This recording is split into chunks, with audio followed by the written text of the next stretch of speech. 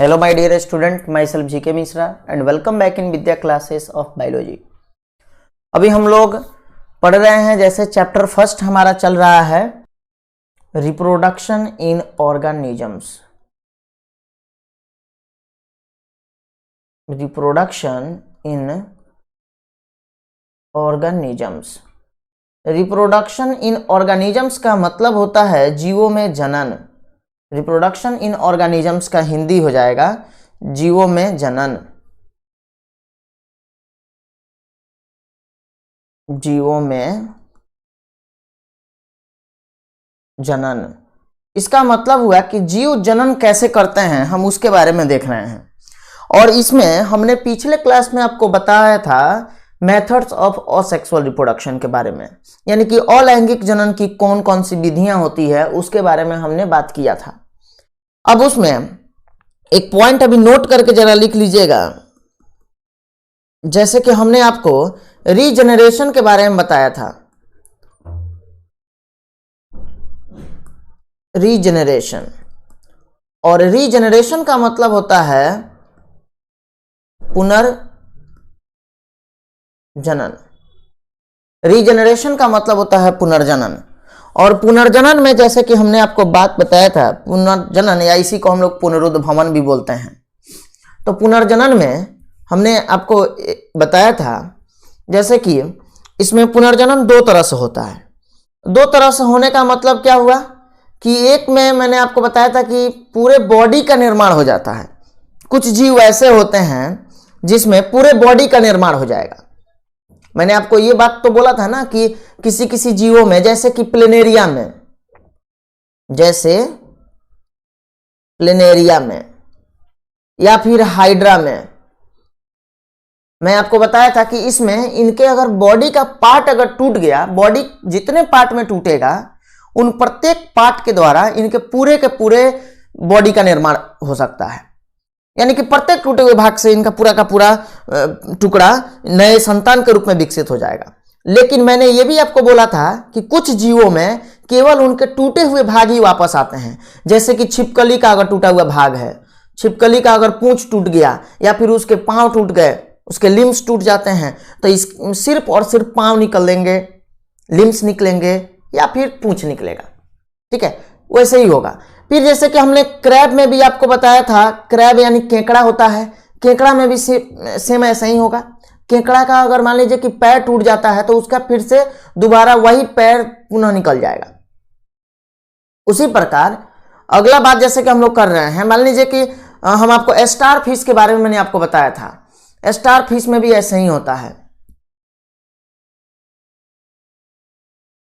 तो देखिए star fish जो होता है ये तारा मछली, तो तारा मछली में भी सेम ऐसा ही होगा कि उनके टूटे हुए भाग ही सिर्फ निकलते हैं। उनके टूटे हुए भाग से पूरे बॉडी का निर्माण नहीं हो सकता है, सिर्फ टूटे हुए भाग ही वापस आते हैं। तो अब आइए, अब यहाँ पे हम एक पॉइंट आपको यहाँ नहीं बताए थे। ये जो प्लेनेरिया और हाइड्रा में आप लोग जो देख रहे हैं, ये इसमें इस प्रोसेस को रीजनरेशन दो तरह से होता है। इसको हम लोग मॉर्फोलैक्सिस कहते हैं। इसको हम लोग MORPHOLLAXIS मॉर्फोलैक्सिस कहेंगे।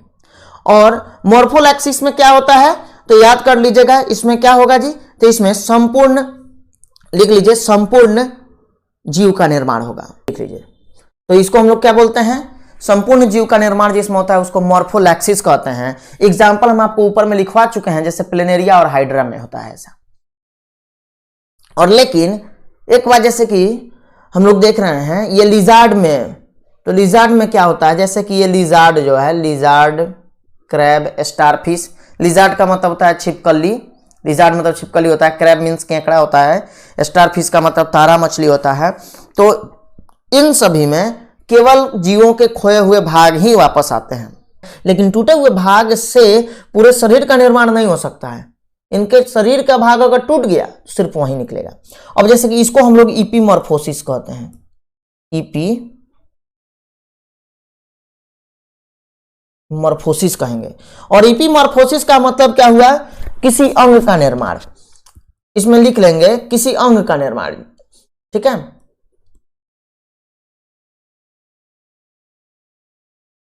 किसी अंग का निर्माण, मतलब कि सिर्फ यहां किसी अंग का ही निर्माण इनके द्वारा होगा, बाकी कुछ नहीं हो सकता है। ये बात समझ में आया? चलिए, तो ये अब आपको समझ में आ गया होगा कि मॉर्फोलैक्सिस क्या है और इपीमॉर्फोसिस क्या है। मॉर्फोलैक्सिस का मतलब होता है संपूर्ण जीव का निर्माण होना, और इपीमॉर्फोसिस का मतलब होता है किसी अंग का निर्माण होना, सिर्फ और सिर्फ अंग निकलेगा। जैसे छिपकली के पूंछ का वापस आना, स्टार फिश का जो पार्ट अगर टूट जाए तो उसका वापस आना, बस ये होता है आपका इपीमॉर्फोसिस। ठीक है ना?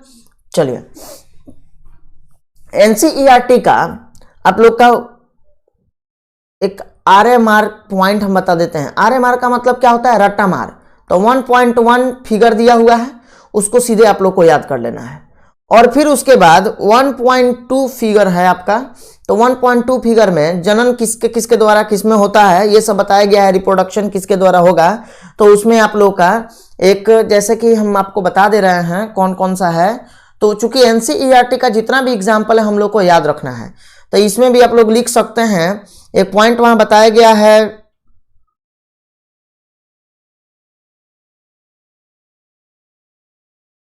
चल बीजाणु के बारे में। चल बीजाणु क्या होता है? चल बीजाणु को हम लोग बोलते हैं जूएस्पोर। चल बीजाणु का मतलब होता है क्या? जूएस्पोर। तो जूएस्पोर के द्वारा जनन किसमें होता है? तो एल्गी में होगा, एल्गी में।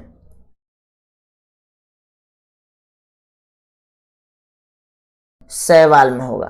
आया समझ में?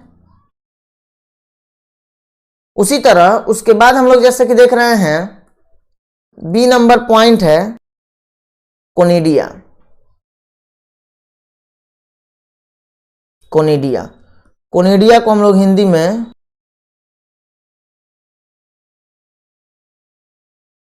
कोनिडिया ही कहते हैं।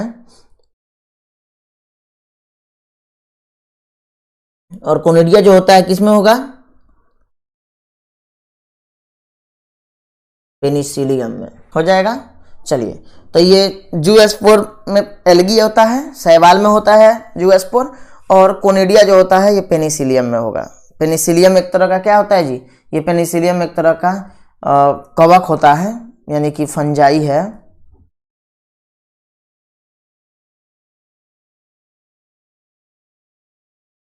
फंजाई होता है। फंजाई का मतलब होता है कवक, और यही पेनिसिलियम वो कवक है जिसके द्वारा क्या होता है जी? ये सबसे पहले पेनिसिलिन का जो निर्माण हुआ था इसी पेनिसिलियम के द्वारा हुआ था। याद होगा शायद आपको, पेनिसिलिन नामक एक एंटीबॉडी का निर्माण हुआ था। ये जो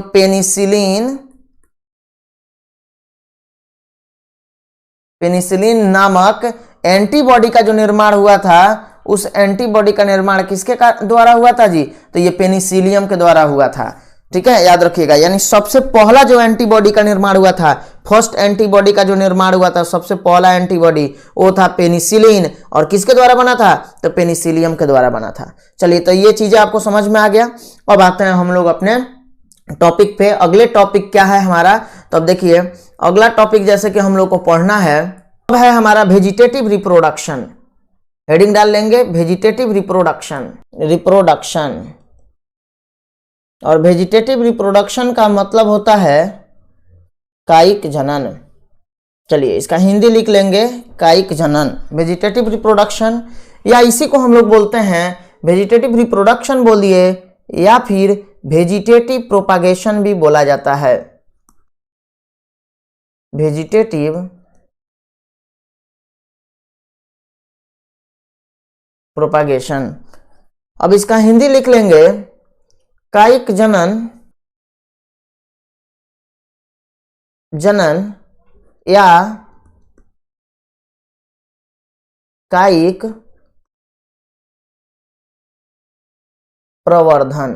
कायिक जनन या कायिक प्रवर्धन क्या होता है? तो आइए अब इसके बारे में हम लोग समझते हैं। चलिए, तो अब इसमें कायिक जनन क्या होता है इसके बारे में अब एरो देकर लिखते चलिए।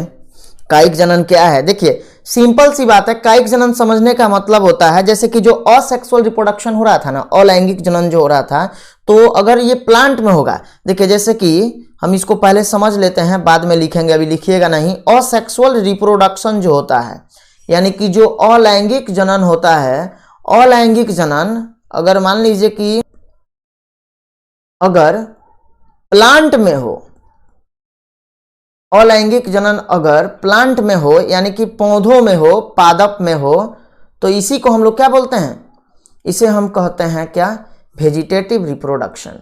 इसको हम लोग क्या बोलेंगे,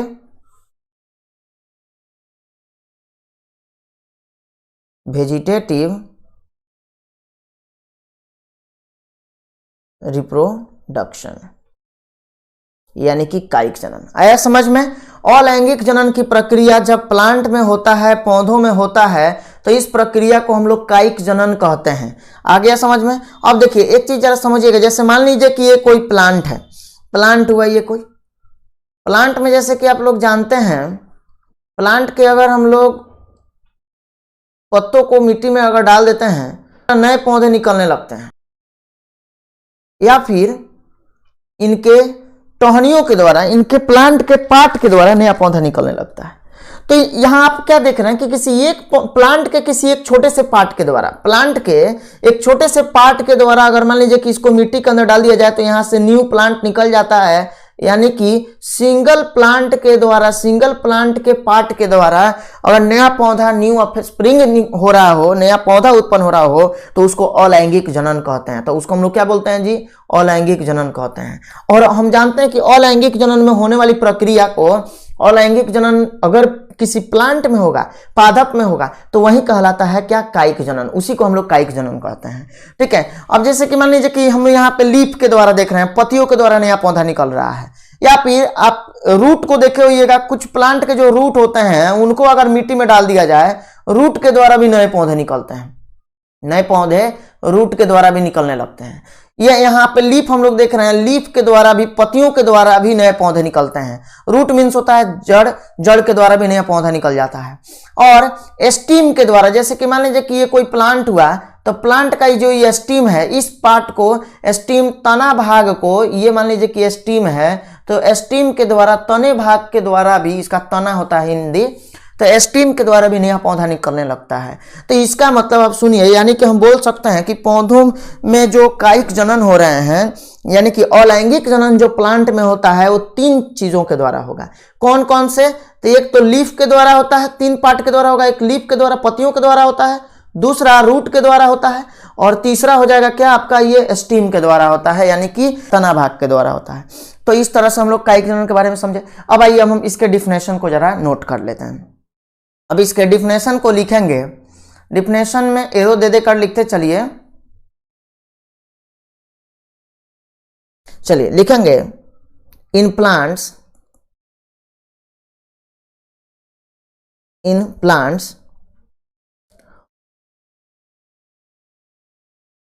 asexual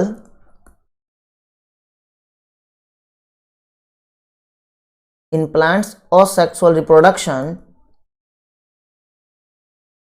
is called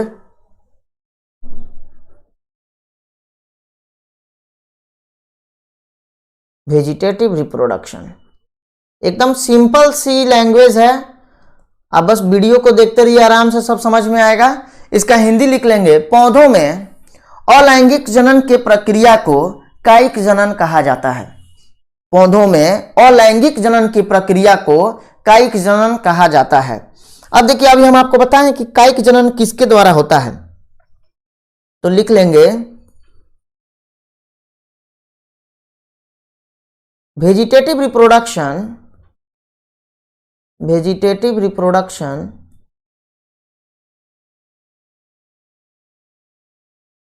occurs by vegetative parts of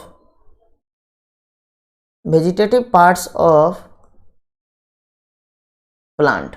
vegetative reproduction occurs by vegetative parts of plant, यानी कि हिंदी लिख लेंगे, कायिक जनन पौधों के कायिक भाग के द्वारा होता है। कायिक जनन पौधों के कायिक भाग के द्वारा होता है। कि ये वेजिटेटिव पार्ट क्या होता है, वेजिटेटिव पार्ट्स ऑफ प्लांट, यानी कि पौधों के कायिक भाग कौन कौन होते हैं और पौधों का कायिक भाग क्या होता है, जरा इसके बारे में समझते हैं। देखिए, तो पौधों के कायिक भाग होते हैं root,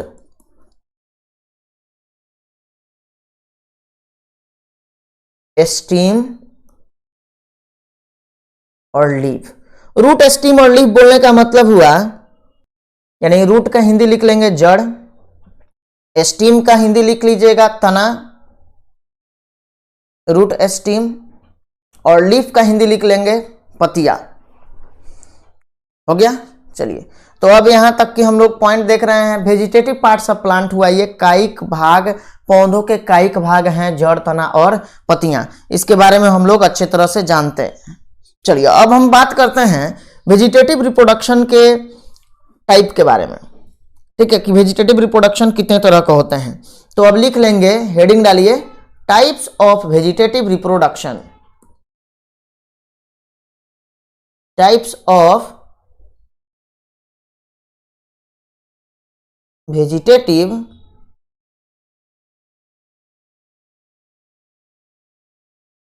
reproduction. Types of vegetative reproduction का मतलब होता है कायिक जनन के प्रकार या कायिक जनन के भाग। कितने तरह के कायिक जनन होते हैं, तो अब इसमें एरो देकर लिखते चलिए।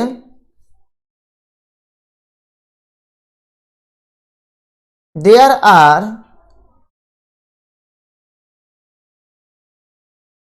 To types of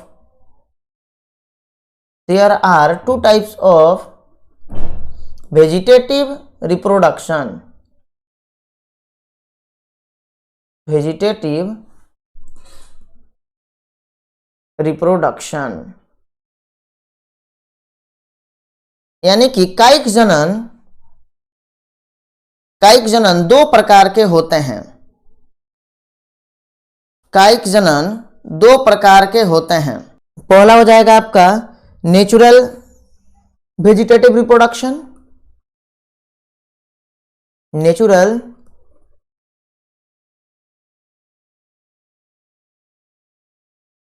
vegetative reproduction, और दूसरा लिख लेंगे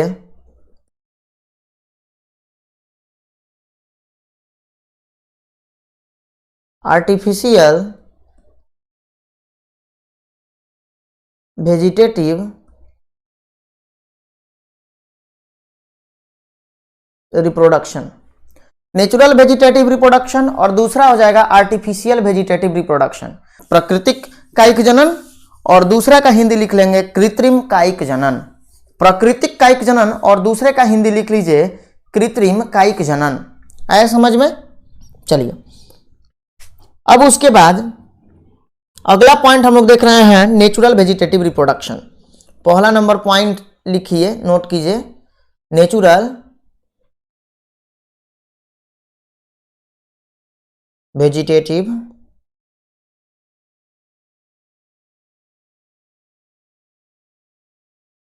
रिप्रोडक्शन। नेचुरल वेजिटेटिव रिप्रोडक्शन का हिंदी लिख लेंगे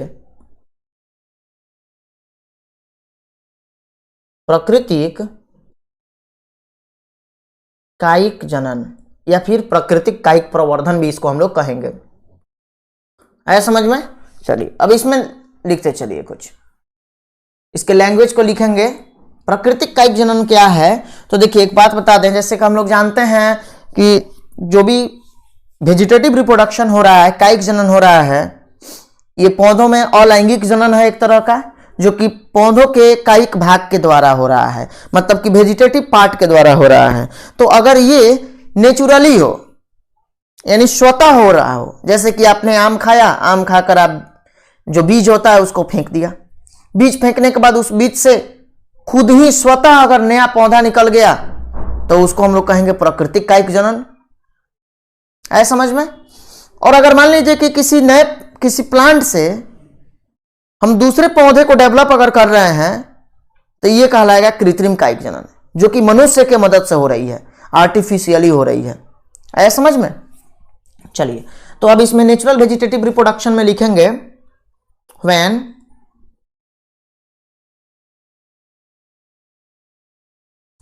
new plants are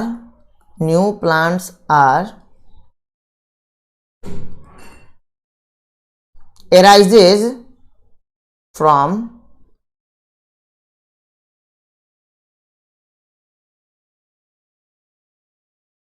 from vegetative parts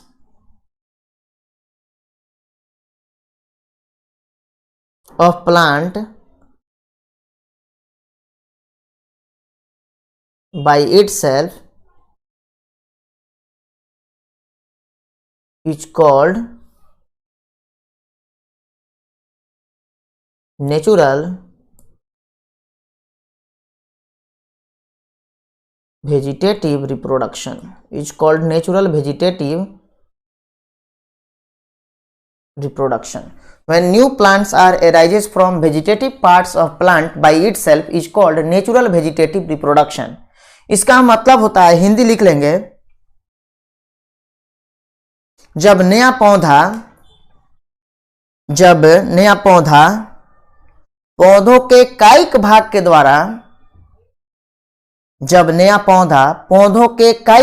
द्वारा स्वतः उत्पन्न होते हैं तो इस प्रकार के कायिक जनन को प्राकृतिक कायिक जनन कहा जाता है। आए समझ में? चलिए, अब उसके बाद अगला पॉइंट हम लोग आते हैं, इसका दूसरा नंबर लिखेंगे। सेकंड नंबर लिखिए,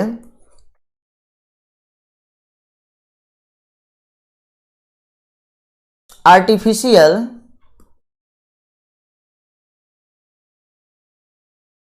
वेजिटेटिव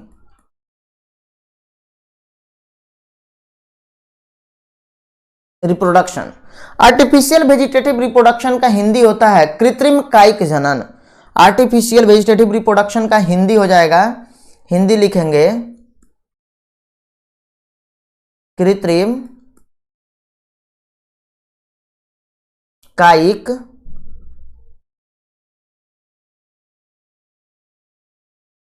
जनन। कृत्रिम कायिक जनन या फिर कृत्रिम कायिक प्रवर्धन भी हम लोग इसको कहते हैं। अब इस तरह से हम लोगों ने आर्टिफिशियल वेजिटेटिव रिप्रोडक्शन के बारे में समझा था। पहले भी हम आपको समझाए थे कि अगर ये जनन पौधों के किसी कायिक भाग के द्वारा मनुष्य के मदद से हो, जैसे कि हो सकता है कि प्लांट के जड़ के द्वारा मनुष्य नए पौधों का उत्पन्न कराते हैं। जैसे आप देखे होइएगा, एक प्लांट का रूट है, उस रूट के द्वारा हम नए पौधे वहां से निकालते हैं। ठीक है, जैसे कि एक पौधा के द्वारा आप जो देखते हैं ना, दूसरे पौधे को डेवलप करना, ये आता है कृत्रिम कायिक जनन, जो कि एक मनुष्य के मदद से होती है। ये स्वतः नहीं हो सकता है, इसलिए हम इसे कृत्रिम कायिक जनन कहते हैं। लेकिन ये भी जब भी होगा तो किसके कारण होगा? पौधों के कायिक भाग के द्वारा ही होगा, यानी कि प्लांट के वेजिटेटिव पार्ट के द्वारा होगा। चाहे ये रूट के द्वारा हो, या फिर स्टीम के द्वारा हो, या फिर लीफ के द्वारा हो, इन्हीं तीनों के द्वारा हो सकता है। डिफिनेशन इसका लिखेंगे, when new plants are, देखिए, when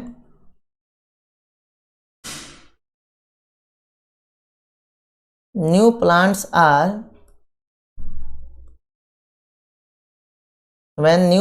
are arises from vegetative parts of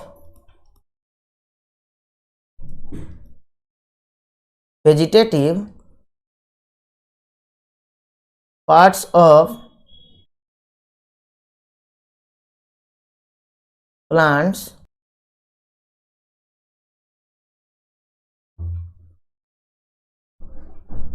help of human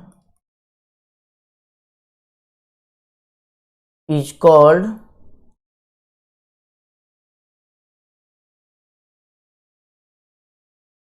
artificial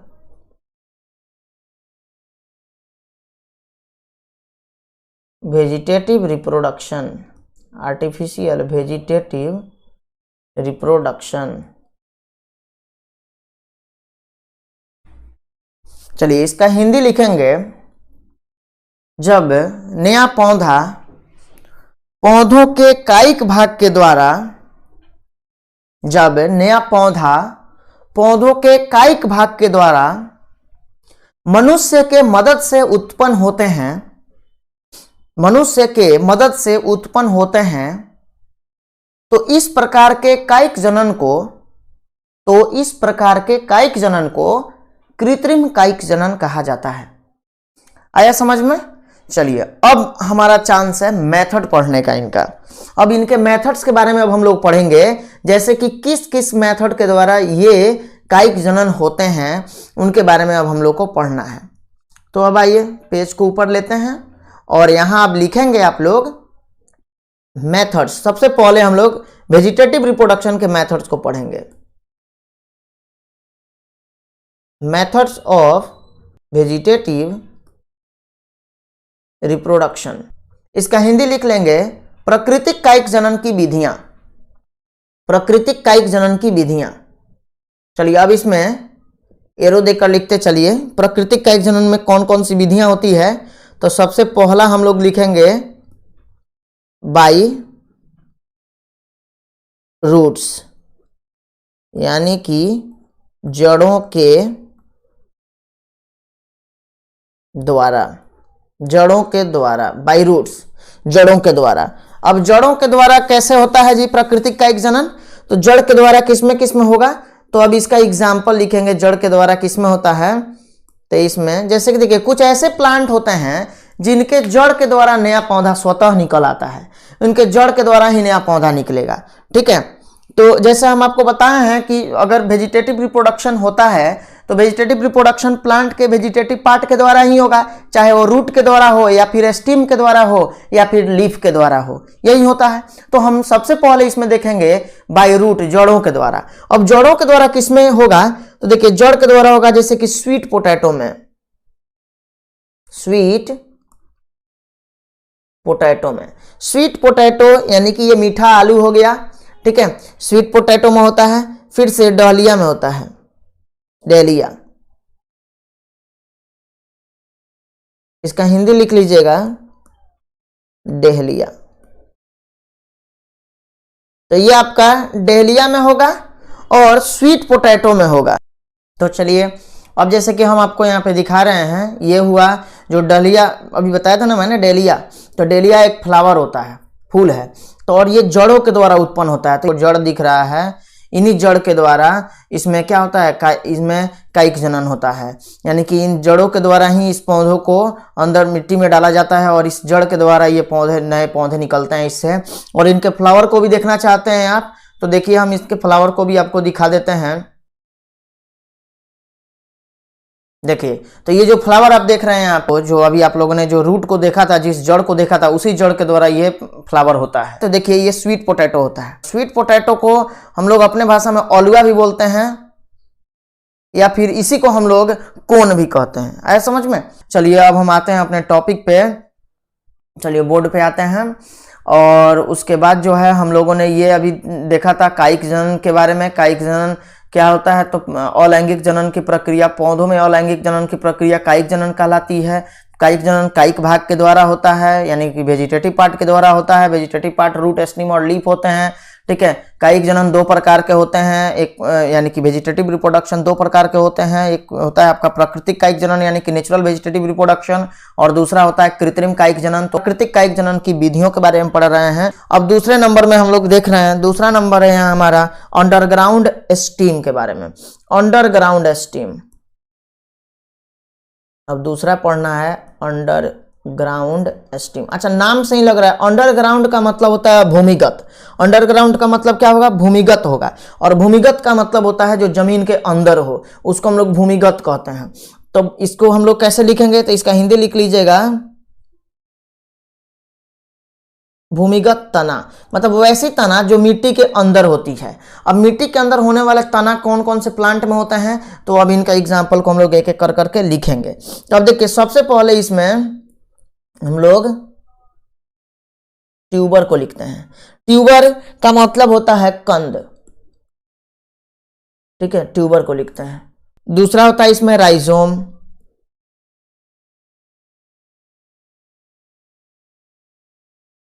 ठीक है, राइजोम।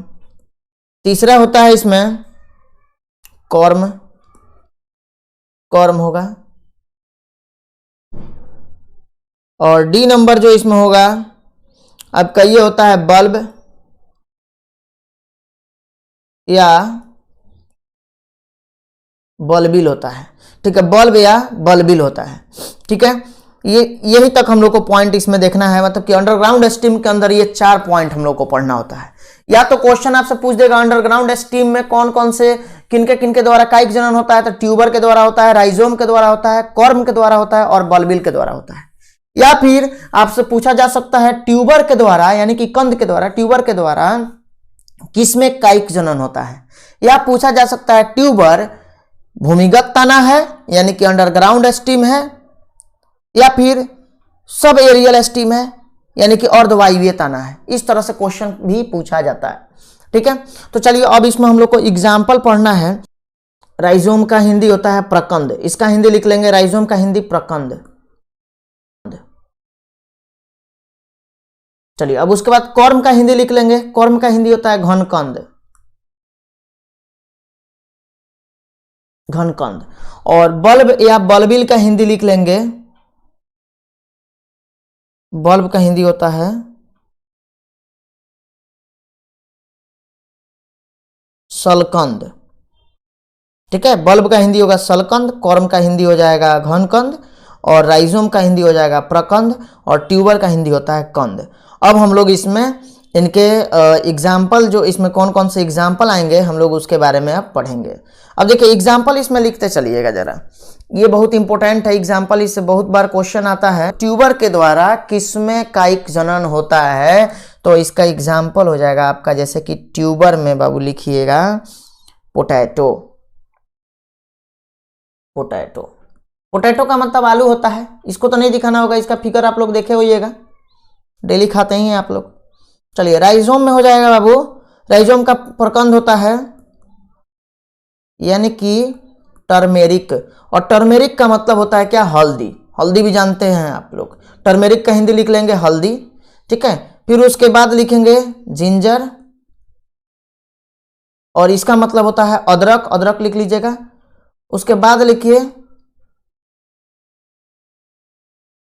लोटस, और लोटस का मतलब होता है क्या, कमल। लोटस का हिंदी लिख लीजिएगा कमल। ठीक है, चलिए और फिर लोटस के बाद क्या हो जाएगा, बनाना भी आता है इसमें, बनाना भी लिख लीजिएगा। केला, ईटीसी कर लीजिए। ठीक है, चलिए अब आते हैं घनकंद का एग्जाम्पल लिखिए। घनकंद में कौन कौन आएगा, इसके एग्जाम्पल को नोट करिए। तो देखिए घनकंद में, कॉर्म में कौन कौन आता है, अरुम, ARUM, ARUM, अरुम। अरुम का मतलब होता है अरवी, अरुम का मतलब क्या होगा, अरवी। और अरवी जो होता है, अरवी का सब्जी जो बनता है अरुम, इसी को अरवी हम लोग कहते हैं, इसको कोलोकेशिया भी कहा जाता है। ठीक है ना, यानी कि घनकंद जो हम लोग देख रहे हैं कोलोकेशिया भी इसमें होता है, अरुम को ही हम लोग कहते हैं क्या, कोलोकेशिया।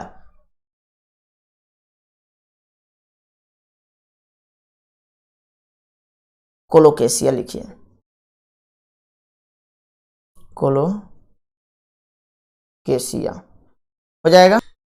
जनन, अरवी सब्जी बनता है अरुम का, अरवी का, आप लोग अरवी का सब्जी खाए होंगे। ठीक है, तो ये होता है जिसको कोलोकेशिया भी हम लोग कहते हैं।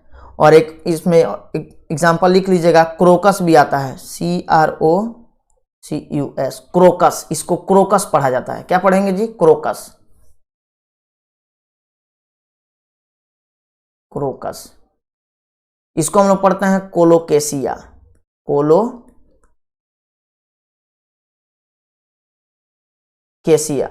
ठीक है, चलिए अब इसका एग्जाम्पल लिखेंगे, बल्बिल का अगैव हो जाएगा इसमें, अगैव, इसका हिंदी में हम लोग क्या बोलते हैं, अगैव। ओनियन, प्याज भी इसमें हो जाएगा। गार्लिक लिख लेंगे, लहसुन, लहसुन भी इसमें आ जाएगा। और उसके बाद लिख लीजिए लिली, लिली भी इसमें आ जाएगा। गार्लिक का मतलब होता है लहसुन, लहसुन, और लिली एक फ्लावर होता है, लिली का फूल होता है, तो लिली लिख लीजिएगा, LILY, लिली हो जाएगा। चलिए, अच्छा एक जैसे कि हम लोग अभी प्रकंद जो देखे हैं राइजोम, तो राइजोम में एक और एग्जांपल लिख लीजिए, बैम्बू भी लिख लीजिए। चलिए, और इसमें एक और लिख लीजिएगा, कॉमा देके लिखिए, बैम्बू, BAMBOO, बैम्बू। बैम्बू का मतलब होता है बाबू बांस। अब सुनिएगा जरा, देखिए हम लोगों ने क्या देखा, जैसे कि ट्यूबर, ट्यूबर में एग्जाम्पल हो जाएगा पोटैटो, आलू। राइजोम का हिंदी प्रकंद होता है, जिसमें टर्मेरिक हो जाएगा, जिंजर अदरक हो जाएगा, लोटस हो जाएगा कमल, लोटस का हिंदी होता है कमल, बनाना का हिंदी लिख लीजिएगा केला, और बैम्बू का हिंदी होता है बांस। ठीक है। कॉर्म का मतलब हुआ घन कंद, और कर्म में होता है ऑरुम होता है, ऑर्वी, जिसको कोलोकेशिया कहते हैं, और दूसरा एग्जाम्पल हो जाएगा क्रोकस। ठीक है। बल्बिल या बल्ब या फिर बल्बिल, इसको सलकंद कहते हैं, और इसका एग्जाम्पल होता है अगेव होता है। ठीक है। उसके बाद ओनियन हो जाएगा, प्याज, गार्लिक हो जाएगा, और लिली हो जाएगा। अगेव को हिंदी में अगेव ही कहते हैं। ठीक है। ये आपके NCERT बुक में देख सकते हैं, अगेव का हिंदी अगेव ही लिखा हुआ होगा। चलिए, तो अब उसके बाद हम लोग आते हैं नेक्स्ट पॉइंट पे, और दूसरा हमारा पॉइंट है इसमें sub aerial stem. Third number point इसमें हम लोग को लिखना है सब एरियल एस्टीम।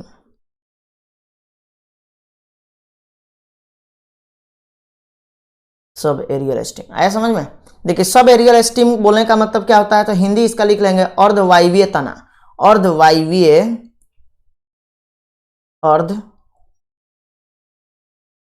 अर्धवायवीय तना। अब ये अर्धवायवीय तना क्या होता है, तो जरा समझिएगा ध्यान से, सुनिए। अर्धवायवीय तना बोलने का मतलब होता है बाबू कि इसमें इसका जो तना भाग होता है, ये आधे तना मिट्टी के अंदर होंगे, और आधे जो तना का भाग होते हैं ये मिट्टी के बाहर होते हैं। हम लोग ऊपर में जितना भी तना के बारे में देखें, ये सब मिट्टी के अंदर होता है, जैसे राइजोम, कॉर्म, बल्बिल, ये सब जितना भी होता है ये सब मिट्टी के अंदर होता है। अब अगर आपसे कोई पोटैटो के बारे में पूछेगा, आलू पूछेगा कि आलू तना होता है या फिर रूट होता है, इसमें बहुत लोग कंफ्यूज करते हैं। रूट का मतलब सिर्फ यही नहीं हुआ कि जो मिट्टी के अंदर होगा उसको रूट कहिएगा, नहीं, ये पोटैटो मिट्टी के अंदर होता है, लेकिन ये एक तना होता है, जैसे इसलिए इसको हम लोग भूमिगत तना के अंदर पढ़ते हैं। तो पोटैटो एक तना होता है। कौन सा तना? अगर पूछा जाए तो अंडरग्राउंड एस्टीम होता है, यानी कि भूमिगत तना होता है। आलू एक ऐसा तना है जो कि मिट्टी के अंदर होता है। उसी तरह अगर आपसे कोई पूछे केला या टर्मेरिक, लोटस, बनाना, बैम्बू, ठीक है, अगेव, ये सब के सब भूमिगत तना होता है। ठीक है। चलिए आगे बढ़े हम लोग। अब आते हैं सब एरियल एस्टीम। सब एरियल का मतलब होता है अर्धवायवीय तना, यानी कि वैसे तना जिसके आधे भाग मिट्टी के ऊपर होते हैं और आधे भाग मिट्टी के अंदर होते हैं। अब इसमें एग्जाम्पल लिखना चालू करिए कुछ। पहले हम लोग सबसे पहले इसमें लिख लेते हैं कि सब एरियल एस्टीम में कौन कौन आता है, किसके किसके द्वारा कायिक जनन होता है सब एरियल एस्टीम में। तो इसमें सबसे पहला हो जाएगा, जैसे कि रनर का नाम आप लोग सुने होइएगा। ठीक है, रनर हो जाएगा। उसके बाद आपका बी नंबर ऑप्शन हो जाएगा एस्टोलॉन। ठीक है, एस्टोलॉन। सी नंबर हिंदी लिख लेंगे ऑफसेट, और D number sucker, SUCKER, sucker. Hindi बाद में लिखिएगा, पहले इसको नोट करिए। चलिए, अब इसमें रनर का हिंदी होता है ऊपरी भूस्तरी, इसका हिंदी लिख लीजिए भूस्तरी। ठीक है, ऊपरी भूस्तरी। उसके बाद एस्टोलॉन का हिंदी होता है, एस्टोलॉन ही बोलते हैं, या फिर इसको हम लोग भूस्तरी भी बोलते हैं। ऑफसेट का हिंदी होता है, ठीक है ना, भूस्तरी का। और उसके बाद आपका शकर का हिंदी लिख लीजिएगा अंतः भूस्तरी, अंतः भूस्तरी। ठीक है, ऊपरी भूस्तरी रनर होता है, एस्टोलॉन मतलब भूस्तरी होता है, और ऑफसेट का मतलब भूस्तरी का होता है, और अंतः भूस्तरी होता है। ठीक है। चलिए, अब इसके एग्जाम्पल को हम लोग लिखेंगे, एक एक कर करके इन सभी के एग्जाम्पल को हम लोग लिखते चलेंगे।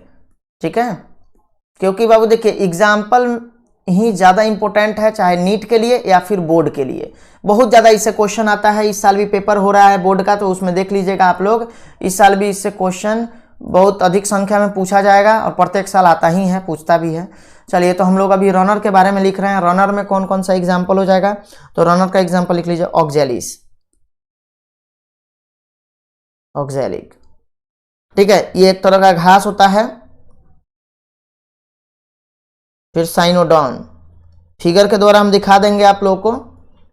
और घास, जैसे कि घास में दूब घास मान लीजिए, ठीक है, ये सब इसमें आते हैं। दूब घास को आप लोग देखे होइएगा, दूब घास का जो आधा भाग होता है वो मिट्टी के अंदर होता है और आधा भाग जो होता है मिट्टी के बाहर होता है। इन सभी को हम फिगर के द्वारा भी समझा देते हैं आप लोगों को।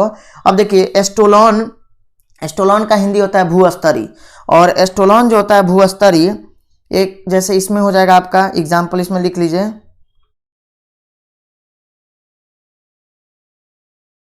Strawberry, strawberry. उसके बाद जैस्मीन, चमेली, जैस्मीन का हिंदी होता है चमेली, और वैलिसनेरिया, वैलिसनेरिया, ये पानी में होने वाला प्लांट होता है वैलिसनेरिया, ठीक है। अब आते हैं हम लोग ऑफसेट के द्वारा किसमें किसमें कायिक जनन होता है, तो ऑफसेट के द्वारा पिस्टिया में होता है, और पिस्टिया लिख लेंगे, और वाटर हायसिंथ में होता है, जलकुंभी में होता है, वाटर हायासिंथ में होता है। वाटर हायसिंथ के बारे में हम लोग आगे पढ़ेंगे। वाटर हायसिंथ यानी जलकुंभी जो होता है, इसको टेरर ऑफ बंगाल भी कहा जाता है, ठीक है, तो इसको टेरर ऑफ बंगाल भी हम लोग बोलते हैं, बंगाल का आतंक भी इसको बोला जाता है, ठीक है। और इसका जो साइंटिफिक नेम होता है, ये होता है जलकुंभी का। वाटर हायसिंथ का हिंदी लिख लेंगे जलकुंभी, और ये जलकुंभी का जो, देखिए जलकुंभी का इकॉर्निया भी इसको कहते हैं, इकॉर्निया, चूंकि इसका वैज्ञानिक नाम ही होता है इकॉर्निया क्रेसिप्स, तो इकॉर्निया के नाम से भी क्वेश्चन पूछा जा सकता है कि इकॉर्निया में कायिक जनन किसके द्वारा होता है, तो आप क्या बोलिएगा, इकॉर्निया में कायिक जनन किसके द्वारा होगा, तो ये भूस्तरिका के द्वारा होगा, यानी कि ऑफसेट के द्वारा होगा, हो जाएगा। अब आइए सकर में, तो सकर का एग्जाम्पल हम लोग यहाँ पे लिखते हैं। सकर में चलिए एग्जाम्पल लिखेंगे, कौन कौन हो जाएगा जी सकर के अंदर, तो सकर के अंदर आपका हो जाएगा मिंट, हो जाएगा। पुदीना लिख लीजिएगा, MINT, मिंट। मिंट का मतलब क्या होता है जी, पुदीना। अब पुदीना तो अभी इसको आप कैसे भूलिएगा, पुदीना अभी बहुत फेमस हो गया है, ठीक है। एक समय था कि पुदीना को कोई नहीं जानता था, आजकल सब कोई जानता है। गाना तो सुना होइएगा ना पुदीना वाला, हाँ, चलिए अब समझ में आ गया होगा। बहुत बच्चे ये भी सोच रहे होंगे कि अच्छा सर पुदीना का फिगर नहीं दिखाइएगा, फोटो दिखाने की आवश्यकता नहीं है, हम लोग को पता है, बहुत बार गाना सुने हैं ना, उसी में दिख गया है। चलिए दूसरा एग्जांपल इसका लिख लेंगे, क्राइसैंथेमम, गुलदाउदी जो होता है, क्राइसैंथेमम, ठीक है, गुलदाउदी, इसको हिंदी में क्या बोलते हैं, गुलदाउदी, गुलदाउदी, हो जाएगा। चलिए, तो ये हम लोगों ने यहाँ पे सब एरियल स्टीम के बारे में देख लिया, ठीक है। ऑक्जेलिस होता है, ऑक्जेलिक लिखा गया था गलती से। चलिए अब हम लोग आगे की ओर बढ़ते हैं। अब अगला पॉइंट हमारा है, पेज को स्क्रॉल करते हैं और फिर उसके बाद लिखना चालू करते हैं। हम लोग का अगला पॉइंट है इसमें फोर्थ नंबर, फोर्थ है क्या, एरियल, यह है एरियल स्टीम के बारे में। एरियल स्टीम का मतलब हुआ पूरे के पूरे वायवीय तना होते हैं, ये तना, वायवीय तना, मतलब कि वैसी तना जो पूरे वायु की ओर निकले हुए होते हैं, यानी कि ऊपर की ओर निकले हुए होते हैं, तो इसको हम लोग वायवीय तना कहते हैं। अब इसमें एग्जाम्पल लिख लेंगे, तो अब इसमें एरो देकर लिख लेंगे, इसका एग्जाम्पल हो जाएगा आपका क्या, तो इसमें अपुंसिया लिख लीजिए। अपुंसिया का मतलब होता है नागफनी, ठीक है, नागफनी, हो गया। 5वें नंबर पॉइंट में आते हैं, और 5वें नंबर पॉइंट में लिखते हैं बाई लीफ, यानी कि पत्तियों के द्वारा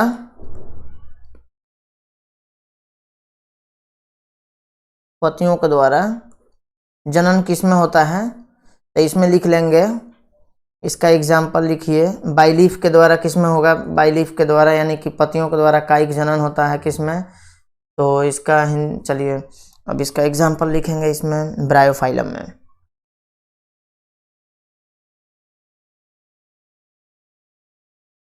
ब्रायोफाइलम का मतलब होता है पत्थल चट्टा या फिर पत्थल चूर का पौधा, जो नाम आप लोग सुनोइएगा पत्थल चूर, ये देखने में कुछ इस तरह का दिखता है। और दूसरा एग्जाम्पल लिख लेंगे बेगोनिया, BEGONIA, बेगोनिया।